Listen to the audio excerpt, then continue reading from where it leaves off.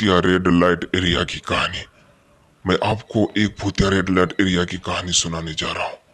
दोस्तों, कई साल पहले एक छोटे से गांव में एक भूतिया रेड लाइट एरिया था। लोग कहते थे कि इस एरिया में रात्रि में आत्माएं घूमती है और अनजाने चीखें सुनाई देती है। इस कहानी का एक नया युवक नामी विक्रम ने सुनकर उसे खुद जानने का मन बनाया। एक रात विक्रम और उसके दोस्त उस एरिया के पास पहुंचे। उन्होंने देखा कि एक पुराने भूतिया बंगले के पास रेड लाइट एरिया चल रही थी। धीरे धीरे वो उस बंगले की ओर बढ़ने लगे। रात अंधेरी थी और एक भयानक सिसकी सुनाई दी। धीरे धीरे उनके पास पहुंचते ही रेड लाइट अचानक बंद हो गई और आसपास बिल्कुल अंधेरा हो गया।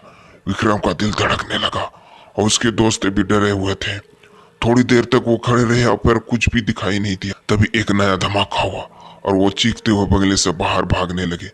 रात के अंधेरे में उन्होंने एक छोटे से सुरंग में छुप जाने का फैसला किया। सुरंग के अंदर उन्हें थोड़ी देर तक विश्राम मिला और धीरे धीरे उनका डर कम हो गया। जब उन्होंने वापस बाहर निकलना की सोचा तो देखा कि रेड लाइट फिर से जल रही है।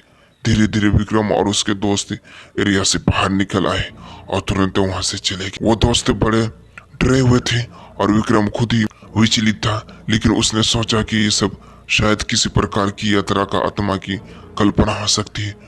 वो दोस्त और विक्रम ने एक दूसरे को समझाया, वहां से भागने का बजाय सामान्य तरीके से घर वापस चले गए।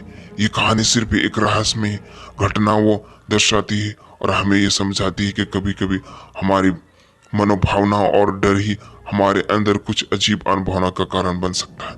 दोस्तों, ये कहानी आपको कैसी लगी कमेंट सेक्शन में जरूर बताएं।